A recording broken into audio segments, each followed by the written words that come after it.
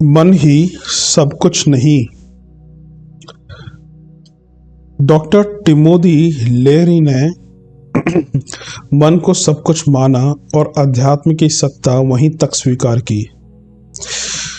मन एक रासायनिक तत्व है। अन्न के स्वभाव और गुण के अनुरूप उसका आविर्भाव होता है। मनस चेतना के विस्तार तथा उसकी अभिव्यक्ति के लिए अनेक रासायनिक द्रव्यों का विकास हुआ है। भारतीय तंत्र और तिब्बती तांत्रिक साधनाओं में भी रासायनिक तत्वों के आधार पर मनस चेतना के प्रसार और उसके द्वारा विलक्षण अनुभूतियों और दूरवर्ती ज्ञान को प्राप्त कर लिया जाता है। एलन गिन्सबर्ग ने भी इसी की पुष्टि की है और उनका विश्वास है कि जीव चेतना का अंतर्मन है। उसके आगे न कोई सूक्ष्म सत्ता है और न कोई अति मानस ज्ञान। पर अब पाश्चात्य वैज्ञानिकों ने इन तांत्रिक साधनाओं के आधार पर ही अतीन्द्रिय और मनस चेतना से परे किसी ऐसे तत्व का अस्तित्व स्वीकार करना प्रारंभ कर दिया जो सर्वदृष्टा, शाश्वत, मुक्त और स्वेच्छा से भ्रमण के अनुरूप ग्रहण करने वाला है एवं साक्षी, चेतन और अपनी इच्छा से विकसित होने वाला है। इस विश्वास की पुष्टि और शोध के लिए ही लीग फॉर स्पिरिचुअल डिस्कवरी की स्थापना हुई। यह संगठन अनेक घटनाओं के आधार पर यह सिद्ध करने का प्रयत्न कर रहा है कि मनस चेतना से परे भी कोई चेतना तत्व इस सृष्टि में विद्यमान है। शरीरधारियों का केंद्र और मूल भी वही है। हमारे यहाँ कहा जाता है कि कथा, कीर्तन, संगीत, भजन, चित्रकला, जप तप, ध्यान धारणा के आधार पर मन को एकाग्र करके कैसे आत्म तत्व के शोध में नियोजित किया जा सकता है। निग्रहित मन की सत्ता इतनी सूक्ष्म और गतिशील हो जाती है कि उसे कहीं भी दौड़ाया जा सकता है और दूरस्थ स्थान को भी देखा और सुना जा सकता है। मन को जब आत्मा में केंद्रित कर देते हैं तो समाधि सुख मिलता है। दूसरे देशों में समाधि सुख की कल्पना तो की गई है, पर उसका कारण और कर्ता आत्मा को न मानकर मन को माना जाता है। मन यद्यपि अत्यंत सूक्ष्म सत्ता है, पर वह अन्न की कैसी स्थिति है। अन्न से रक्त, रस, मांस, मेदा, मज्जा, अस्थि, वीर्य आदि सप्त धातुएं बनती हैं। वीर्य इनमें से स्थूल तत्व की अंतिम अवस्था है। वहां से मन, बुद्धि, चित्त, अहंकार आदि अंतःकरण चतुष्टय बनते हैं। इनको ज्ञान और मोक्ष का आधार माना गया है। अर्थात यह मन के ऊपर अवलंबित है कि वह सांसारिक पदार्थ से घिरा रहे अथवा सूक्ष्म सत्ता को प्राप्त कर समाधि सुख प्राप्त करे। मन भी तो एक रासायनिक तत्व ही है, आत्मा नहीं। अमेरिका के डॉक्टर टिमोथी लेरी ने मन को अंतिम स्थिति माना है और उसी के विस्तार को समाधि सुख। नशा और कुछ औषधियां मनस चेतना का विस्तार कर देती हैं और जिससे अनेक गुनी अधिक शक्ति रोगी अनुभव करते हैं। इस स्थिति में कामजन्य सुख बहुत बढ़ जाता है। सामान्य स्थिति में भी अपने में शक्ति अनुभव होती है और बड़ा आनंद आने लगता है। यह दरअसल चेतना को निम्न स्तर से उठाकर जगत के मूलभूत तत्वों के साथ एकाकार कर देने की क्षणिक स्थिति मात्र है, पर वह उतना ही महत्वपूर्ण है जितनी आध्यात्मिक साधना। उसके अतिमानस तत्व की सत्यता अनुभव की जा सकती है।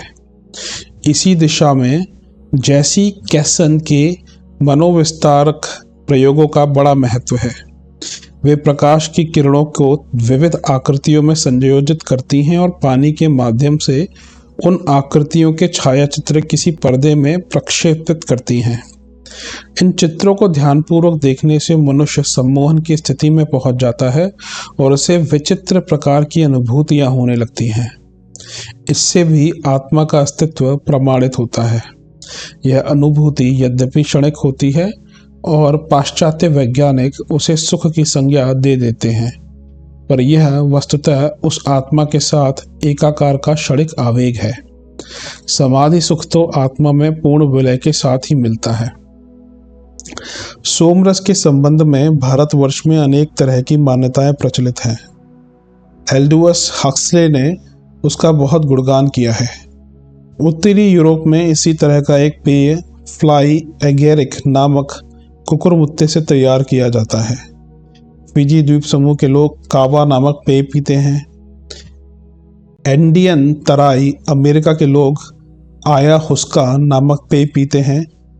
इससे इन्हें दिवास्पन जैसी अनुभूतियां होने लगती हैं।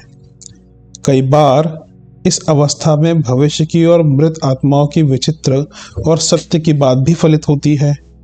मन उस अवस्था में किसी बड़े तत्व के साथ एकाकार होकर ही क्षणिक अनुभूतियां प्राप्त करता है। वह तत्व यदि है तो उसे आत्मा कहेंगे, भले ही उसका स्वरूप समझने में विज्ञान जगत को कुछ समय लगे। शाश्वत सुख हमारे जीवन का लक्ष्य है और आत्मा उसका केंद्र। इंद्रियां उसके विषय मात्र हैं। इन विषयों को लक्ष्य न बनाकर आत्मा को जानने का प्रयत्न करना चाहिए। यही बात उपनिषदकार ने कही है।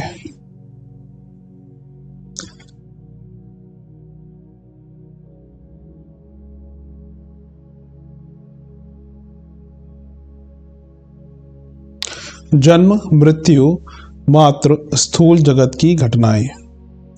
इतिहास में पाटलिपुत्र के सम्राट महापद्मनंद और चाणक्य प्रख्यात हैं, पर वे केवल शासकीय दृष्टि से। बहुत थोड़े लोग जानते हैं कि महापद्मनंद का शरीर एक था, पर उस शरीर से यात्राएं दो आत्माएं ने की थी।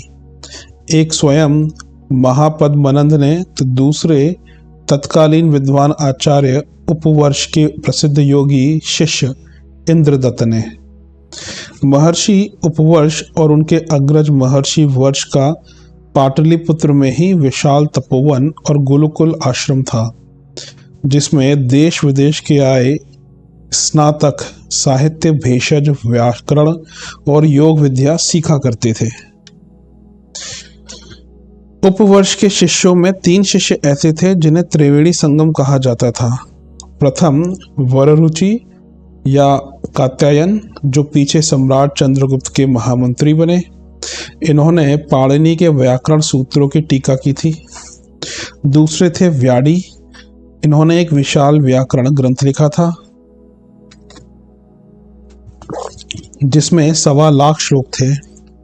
ब्रिटिश काल में इस ग्रंथ को जर्मन उठा ले गए थे और आज तक फिर उसका पता ही नहीं चल पाया। केवल मात्र कुछ श्लोक ही यत्र तत्र मिलते हैं। तीसरे थे देवदत्त, जिनकी योग विद्या में इतनी गहन अभिरुचि थी कि उस युग में उनके समान कोई अन्य योगी न रह गया था।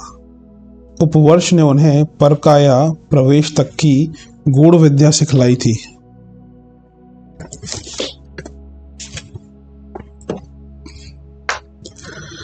तीनों शिष्यों में प्रगाढ़ मैत्री थी। आश्रम से विदा होते समय तीनों साथ ही महर्षि उपवर्ष के पास गए और उनसे गुरु दक्षिणा मांगने का आग्रह किया। आचार्य प्रवर ने समझाया, वत्स, आचार्यों की विद्या योग्य शिष्य पाकर स्वतः सार्थक हो जाती है। तुमने अपने अपने विषय में दक्षता और प्रवीणता पाकर मेरा यश बढ़ाया है, यही मेरे लिए पर्याप्त है। तो भी मेरी हार्दिक अभिलाषा है कि तुम्हें जो ज्ञान का प्रकाश और मार्गदर्शन यहाँ मिला, उसका तुम सारे देश में प्रचार प्रसार करना। बात पूरी हो गई थी, किंतु वे तीनों सिद्धि के अहंकार में थे। अतएव कोई ना कोई लौकिक वस्तु मांगने के आग्रह पर अड़ गए। गुरु को क्षोभ हुआ और उन्होंने कहा भी, हमने तुम्हें सिद्ध बनाया, किंतु सिद्धि को आत्मसात करने वाली सरलता और गंभीरता नहीं सिखाई। उसी का यह प्रतिफल है। नहीं मानते तो जाइए, हमारे लिए 1 लाख स्वर्ण मुद्राओं का प्रबंध कीजिए। तीर धनुष से निकल चुका था। मर्मस्थल तो विधना ही था। वररुचि और व्याडी दोनों अभी इस चिंता में थे कि इस कठिन समस्या का निराकरण कैसे हो। तभी देवदत्त ने मुस्कुराकर कहा, हे तात, आपने सुना है, आज महापद्मनंद ने देह का परित्याग कर दिया है। मुझे परकाया प्रवेश विद्या आती है। मैं महापद्मनंद की मृतक देह में प्रवेश कर स्वयं पद्मनंद बनूंगा। इसी खुशी में राजभवन में उत्सव होगा, दान दक्षिणा बटेगी। उसी में इस धन का प्रबंध वर रुचि को कर दूंगा। व्याडी इस बीच मेरे शव की रक्षा करें, ताकि अपना कार्य पूरा करते ही मैं पुनः अपनी देह में आ जाऊं। पूर्व नियोजित कार्यक्रम के अनुसार देवदत्त ने अपनी कुटी में लेटकर प्राणायाम क्रिया के द्वारा अपने प्राण को शरीर से अलग कर लिया और महापद्मनंद के शरीर में प्रवेश कर लिया। महापद्मनंद पुनः जीवित हो उठे। यह इतिहास प्रसिद्ध घटना है। सारे राज्य में छाई दुख की लहर एकाएक खुशी में बदल गई। चारों ओर उत्सव मनाए जाने लगे। महापद्मनंद के महामंत्री शक्टार ने देखा पुनर्जीवित महापद्मनंद के संस्कार, गुण, कर्म, स्वभाव मूल सम्राट से बिल्कुल भिन्न है। संस्कृत के अल्पज्ञ महापद्मनंद का महान पांडित्य ही संदेह के लिए पर्याप्त था। उधर शक्टार को भी यह ज्ञात था कि देवदत्त ही एकमात्र ऐसे व्यक्ति थे जिन्हें परकाया प्रवेश की विद्या आती थी। सो यह अनुमान करते देर न लगी कि महापद्मनंद के शरीर में देवदत्त की आत्मा के अतिरिक्त और कोई हो नहीं सकता। शक्टार कुशाग्र बुद्धि थे। परिस्थितियों के सूक्ष्म विश्लेषण के साथ वे प्रख्यात प्रत्युत्पन्नमति महामंत्री थे। वह यह समय था जब सिकंदर झेलम तक आ पहुंचा था और उसने सम्राट पुरु को भी पराजित कर दिया था। अगली टक्कर महापद्मनंद से ही होने वाली थी। यदि उसके निधन की बात सिकंदर तक पहुंच जाती तो उसका तथा उसकी सेना का मनोबल बढ़ जाता। अतएव शक्टार ने निश्चय किया कि महापद्मनंद को वे चाहे जो हो पुनः मरने नहीं दिया जाना चाहिए। शक्टार को कई दिनों से व्याडी का पता नहीं चल रहा था, जबकि वररुचि इन दिनों व्यर्थ ही राजभवन के आसपास घूमते दिखाई देते थे। अतएव उन्हें यह अनुमान करते देर न लगी कि व्याडी और कहीं नहीं देवदत्त के शव की रक्षा में ही प्रणत होगा। शक्टार ने विश्वासपात्र सैनिकों को भेजकर व्याडी के विरोध के बावजूद देवदत्त के पूर्ववर्ती शरीर का शवदाह करा दिया। महापद्मनंद के शरीर में निर्वासित देवदत्त को इस बात का पता चला तो वे माथा पीटते रह गए, पर अब बाजी हाथ से निकल चुकी थी। वे रहे तो महापद्मनंद ही, पर अब वह पद्म नंद नहीं थे जो कभी पहले थे।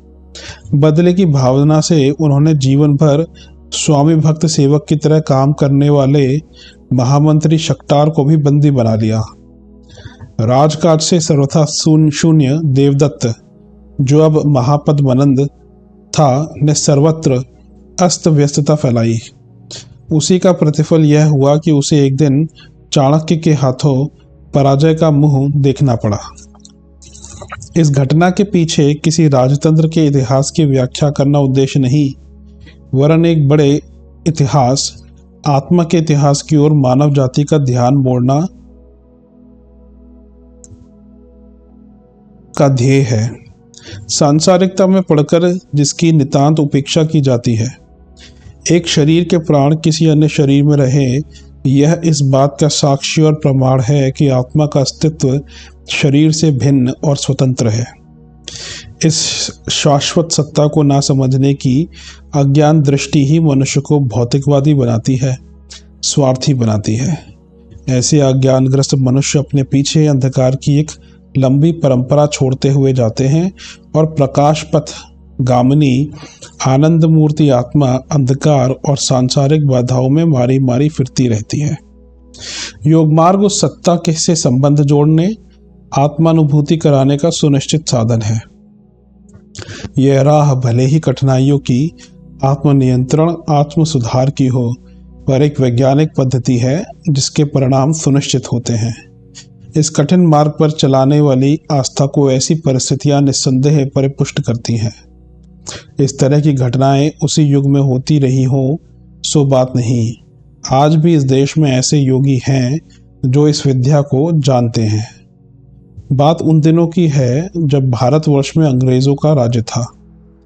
उन दिनों पश्चिमी कमांड के मिलिट्री कमांडर LP फेरेल थे। उन्होंने अपनी आत्मकथा में एक मार्मिक घटना का उल्लेख इन शब्दों में किया है।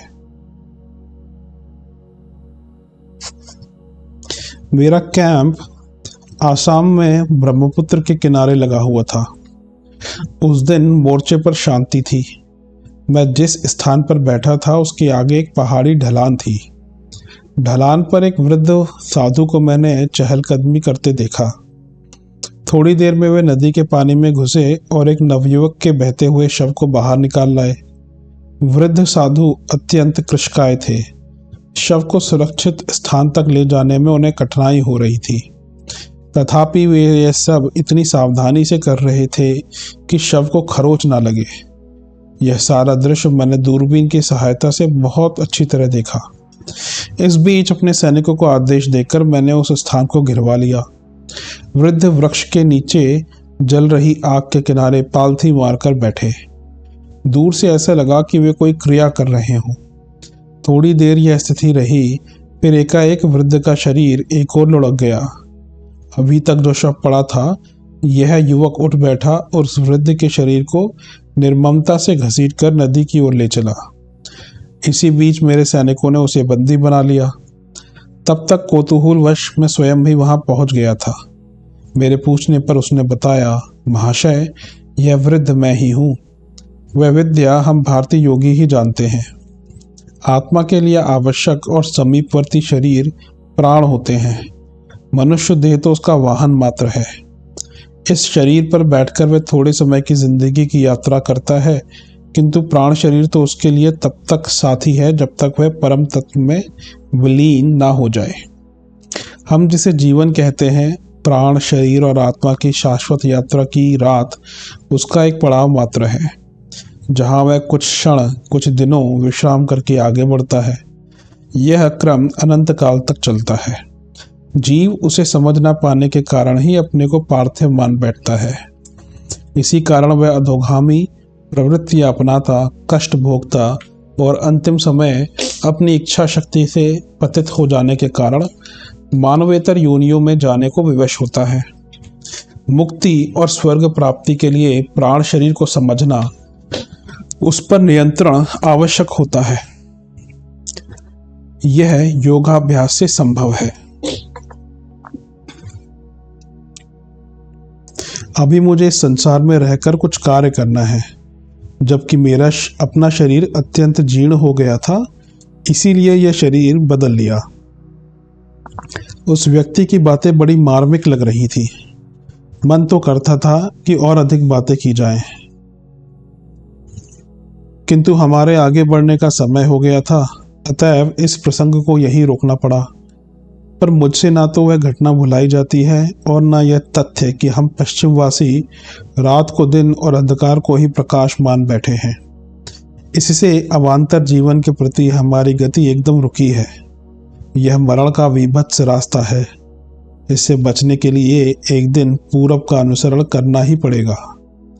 ऊपर की परकाया प्रवेश की दो घटनाएं यह सिद्ध करती हैं कि शरीरों और शारीरिक सुखों के लिए मानवीय मोह माया मिथ्या है। शरीर को आत्मा का देव मंदिर समझकर उसकी पवित्रता तो रखी जाए, पर उसे विषय वासनाओं के द्वारा इस तरह गंदा, गलीज और घृणास्पद न बनाया जाए कि अपना अंतःकरण ही धिक्कार उठे। पश्चिम की एक ऐसी ही घटना यह सिद्ध करती है कि शारीरिक विषय वासनाओं की आसक्ति किस तरह बार बार शरीरों में आने को विवश करती है। यहाँ तो प्राण बल था, अतएव दो आत्माएं एक शरीर के लिए झगड़ती रहीं, किंतु जब प्राण निर्बल हो तो कीड़े मकोड़ों की अभावग्रस्त जिंदगी ही मिलना स्वाभाविक है। मिशिगन, अमेरिका के एक छोटे से गांव वेटल कीक में वॉल्टर सोडरस्ट्रास नामक एक व्यक्ति रहता था। वह एक ऊन की फैक्ट्री में काम करता था। वॉल्टर को समुद्री नौकायान का शौक था। वे जिस टापू पर नौका विहार और मछलियां पकड़ने जाया करते, उस पर एक कुटिया थी जिसमें एक अधेड़ आयु का व्यक्ति रहता था। अक्सर आते जाते वॉल्टर की उससे जान पहचान हो गई थी। एक दिन तूफान और आकस्मिक वर्षा के कारण वॉल्टर ने रात उस कुटिया में ही बिताई। जिस समय तूफान का दौर चल रहा था, स्ट्रैड नामक उस व्यक्ति की स्थिति बड़ी विचित्र रही। वह इस तरह कांपता रहा जैसे कोई पत्ता कांपता हो। यही नहीं, बीच बीच में वह भयंकर चीत्कार भी करता। इस चीत्कार में वह कभी एक भाषा निकालता, कभी सर्वथा अनजान दूसरी। वॉल्टर ने वह रात बड़ी कठिनाई से बिताई। वे लिखते हैं, उसकी देह बुरी तरह कसमसा कर ऐंठती थी तो लगता था कि दोनों ओर से पकड़कर दो आदमी उसे निचोड़ रहे हों। थोड़ी देर तक शरीर पीला और निढाल रहा। बाद में स्ट्रैंड मुस्कुरा कर उठ बैठा। पूछने में पहले तो वह टालता रहा, पर बहुत आग्रह करने पर उसने बताया, एक फ्रांसीसी की आत्मा भी इस शरीर पर आने के लिए अक्सर प्रतिद्वंद करती है। वास्तव में यह शरीर उसी का है, किंतु शक्तिशाली होने के कारण इस पर मैंने आधिपत्य जमा रखा है। उसने जेब से एक लाइटर और एक डायरी भी दी, जो उस फ्रांसीसी की थी। लाइटर पर जैकब ब्यूमॉन्ट लिखा था। वॉल्टर उन्हें लेकर चले आए, किंतु यह घटना उसके मस्तिष्क पर छाई रही। कुछ दिन बाद वॉल्टर को पेरिस जाने का अवसर मिला। कौतूहलवश वह डायरी के अनुसार पता लगाते हुए ब्यूमॉन्ट तक पहुंच गए। वहां जाकर उन्होंने पाया कि वही स्ट्रैंड जो टापू पर रहता था वहां विद्यमान था। वॉल्टर को उसने पहचाना तक नहीं, पर उसने अपनी जेब से वॉल्टर का फोटो निकालकर कहा, आपका यह फोटो मेरे पास कैसे आया, मुझे ज्ञात नहीं। वॉल्टर के स्मरण कराने पर वह अपने को ब्यूमॉन्ट ही बताता रहा। अलबत्ता उसने ये बात स्वीकार की कि उसका एक अमेरिकी आत्मा से लंबे समय तक शरीर के लिए संघर्ष हुआ है और उसमें अंतिम विजय उसकी रही। एक तीसरी घटना जिसमें एक ही आत्मा द्वारा विभिन्न शरीर उसी तरह बदलने का जिक्र है जिस तरह एक शहर से ट्रांसफर के बाद दूसरे शहर में आवास किराए पर लेना पड़ता है। सन 1955 ईस्वी में लंदन में एक पुस्तक प्रकाशित हुई जिसका नाम है द थर्ड आई। यह पुस्तक एक अंग्रेज ने लिखी है, पर उसने उसमें अपना तिब्बती नाम टी लोवसंग लिखा है। सन 1958 ईस्वी के मार्च की नवनीत में उसका विस्तृत विवरण छपा है, जिसमें यह बताया गया है कि जिस अंग्रेज को तिब्बत के बारे में कोई जानकारी नहीं थी, जिसने इंग्लैंड से बाहर कभी कदम भी नहीं रखा था, उसने न केवल तिब्बत की भौगोलिक जलवायु संबंधी अपितु वहाँ के मंदिरों, मठों, लामाओं तथा दलाई लामा के ऐसे सूक्ष्म विवेचन और संस्मरण लिखे हैं जिनकी जानकारी उसे कभी संभव ही नहीं हो सकती थी। अपनी पुस्तक में लेखक ने अपना नाम लामा गुरु मेंगियार का वर्णन करते हुए लिखा है, परकाया प्रवेश की विद्या मैंने उन्हीं से सीखी और उन्हीं के आदेश से अब तक मैंने 3 शरीर बदले हैं। यह ग्रंथ पूरा करने के बाद ही मैं यह अंग्रेज शरीर भी छोड़ दूंगा। और सचमुच ही पुस्तक लिखने के बाद वे अंग्रेज मृत पाए गए। मृतक की देह पर ना तो किसी आघात के लक्षण थे, न कृत्रिम मृत्यु के। शरीर के प्रत्येक अंग को व्यवस्थित करके इस तरह प्राण निकाले मानो सचमुच किसी यात्रा की तैयारी में रहे हों। इस घटना के बाद जहां एक ओर इसके बारे में तहलका मचा, खोज करने पर वह स्थान, वे परिस्थितियां सच निकली, वहीं दूसरी ओर लोग आत्मसत्ता की सामर्थ्य, शरीर के माध्यम मात्र होने तथा जन्म जन्मांतर तक चेतना प्रवाह के अविच्छिन्न रहने की प्रामाणिकता और उसकी उपयोगिता स्वीकारने और समझने को विवश हो रहे हैं। परामनोविज्ञान के आधुनिक अनुसंधानों के क्रम में ऐसे अनेक प्रमाण एकत्र किए गए हैं जिनसे मनुष्यों के पूर्व जन्म होने के प्रमाण मिलते हैं। ऐसे अन्वेषणों में प्रोफेसर राइन की खोजें बहुत विस्तृत और प्रामाणिक मानी गई हैं। उनके आधार पर अन्यत्र भी इस दिशा में बहुत सी जांच पड़तालें हुई हैं। इन खोजबीनों के निष्कर्ष इस मान्यता का पलड़ा भारी करते हैं कि आत्मा का अस्तित्व मरने के बाद भी बना रहता है और वह पुनर्जन्म धारण करती है।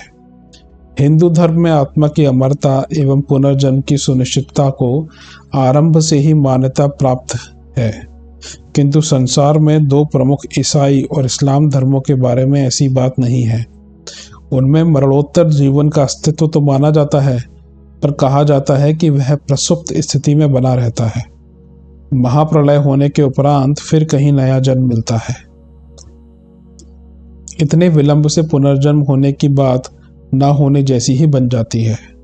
ऐसी दशा में इन धर्मों के अनुयायियों के बारे में पुनर्जन्म ना मानने जैसी ही मान्यताएं हैं। फलस्वरूप उस प्रकार की घटनाओं एवं प्रमाणों को ना तो खोजा ही जाता है और ना वैसा कोई प्रमाण मिलने से उन पर ध्यान ही दिया जाता है। पर अब धार्मिक कट्टरता घट जाने और तथ्यों पर ध्यान देने की प्रवृत्ति चल पड़ी है। विज्ञान और बुद्धिवाद के समन्वय ने यह नई दृष्टि दी है। अस्तु पाश्चात्य देशों में तथ्यों पर ध्यान देने की प्रवृत्ति में पुनर्जन्म के संबंध में भी जांच पड़ताल करने पर जो तथ्य सामने आए उन पर विचार करने के संबंध में उत्साह उत्पन्न हुआ है।